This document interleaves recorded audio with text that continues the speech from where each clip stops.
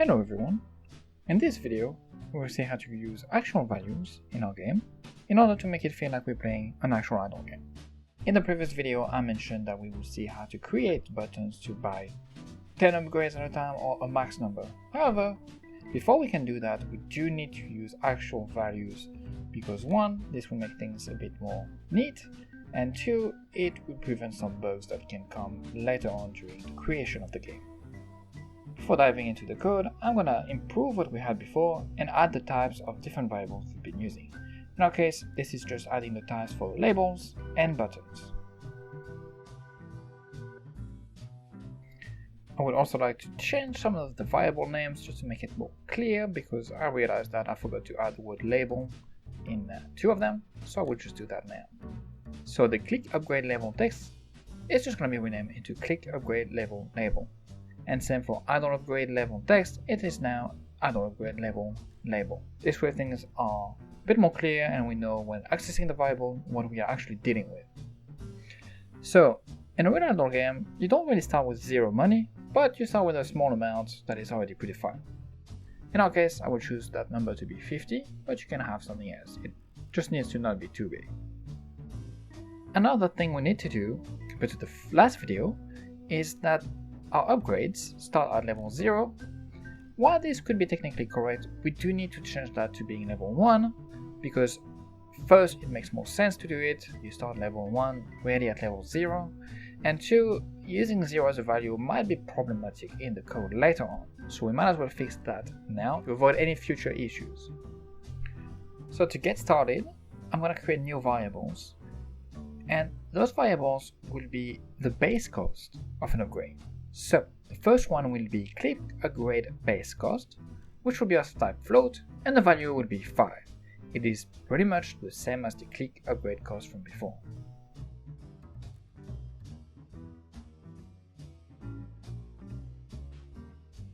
Now that we have this new variable, the click upgrade cost will be renamed to be click upgrade cost multiplier.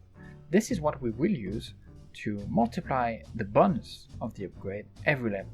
So instead of adding a number, we will multiply the number we have by a specific multiplier, which will be this variable.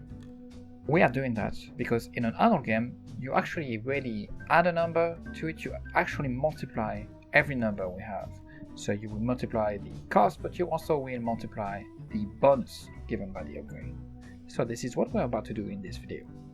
The secret for an idle game is that those multipliers, whether it's the cost or the bonus, are values comprised between 1.07 and 1.50. In our case, for the cost multiplier, I want to assign in a value of 1.1. Every time we level up our upgrade, the amount of money it's going to cost will be multiplied by 1.1. Like I said, it's not only the cost of the upgrade here, we also want to have a bonus multiplier. In our case, I will create a new variable that I'm going to name click amount multiplier. And same thing, the value needs to be between 1.07 and 1.50. What you want to make sure is that the value of the multiplier is lower than the value of the cost. So in my case, I'm going to add a value of 1.07. And this is a really important detail here. You want to make sure this is always smaller than the cost. Now, since we have 2 different upgrades from the last video, one for the click, one for the idle function, I will also create the variables for the idle functions right now. So I will create a variable called var idle upgrade base cost, which will be a value of 5. Another one called idle upgrade cost multiplier, which will have a value of 1.09. And finally, another variable called var money per second multiplier, which will be the multiplier from this bonus. Once again, this needs to be lower than the multiplier for the cost. In my case, I'm going to settle for 1.08, and I'm going to change the idle upgrade cost multiplier to be 1.1, just like the other upgrade. Now, because we have new variables, and we also changed the names of some variables, we do need to fix our code to reflect those changes. So I'm going to go straight into the upgrade click function. And what I just realized is we do need another variable for each of these functions. Back to the place where we are declaring our variables, I'm going to create a new one called click upgrade cost, which will be of type float, and that will be the cost of the upgrade. However, the very first time we are starting the game, this cost should be the exact same number as the click upgrade base cost.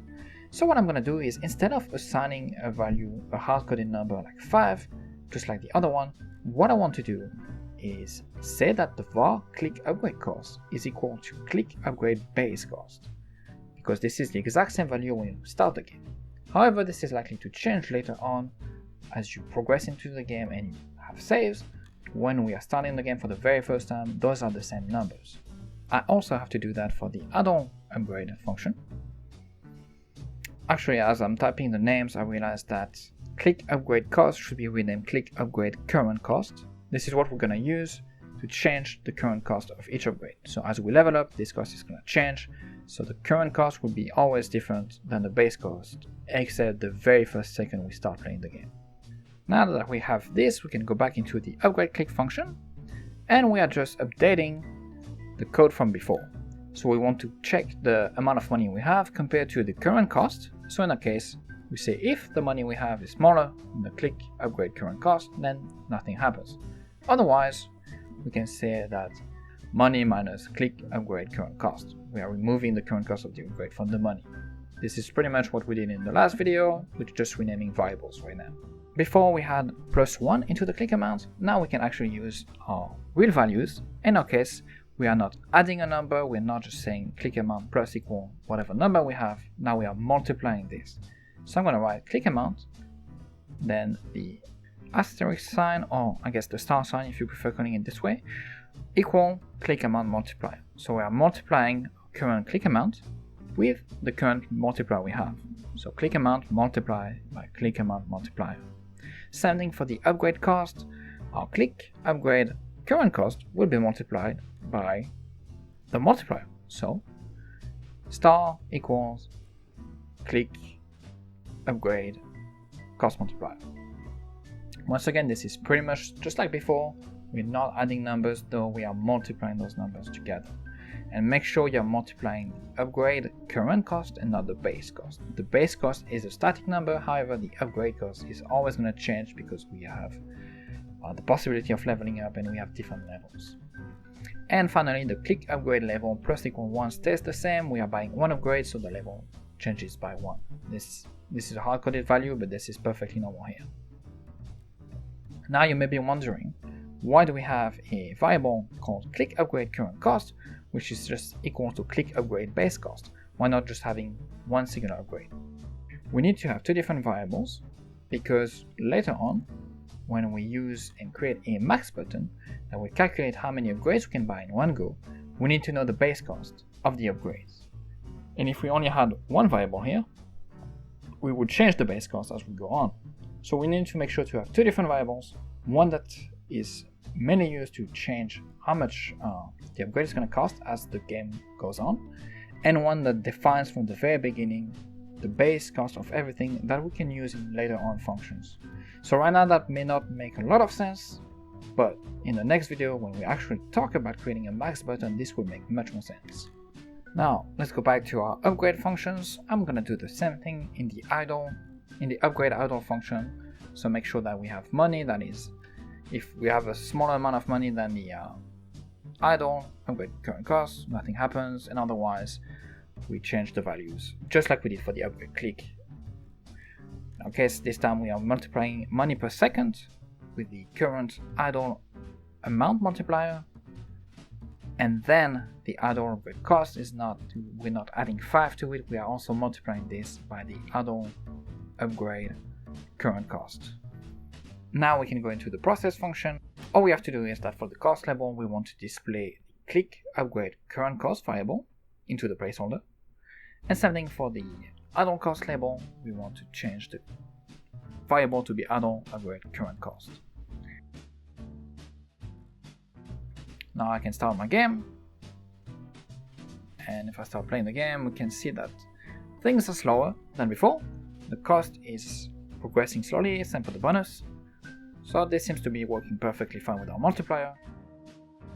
We can see that we have a quick problem. The cost and the current bonus have a very large amount of numbers, decimal numbers, so we just need to fix that. This is not something new, this is something we saw in the first videos for this series, but otherwise everything seems to be working perfectly fine.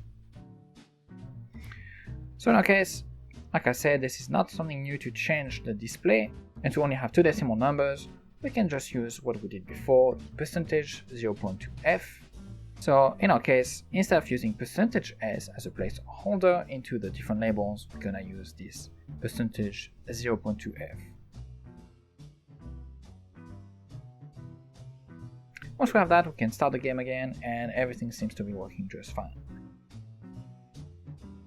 So once again, nothing really new except that now we are using values that you would find in any other game. And all you have to keep in mind here is those values should always be between 1.07 and 1.15. This is the sweet spot for an idle game. Second rule is make sure that the cost, this multiplier we use for the cost, is always bigger than the multiplier we get from the bonus. And with that, you have kind of the main elements of an idle game. Of course, there's much more to do, and like I said, in the next video, we will see how to set up buttons to have the possibility of buying 10 upgrades at a time, or a maximum number of upgrades at a time. So I will see you in the next one.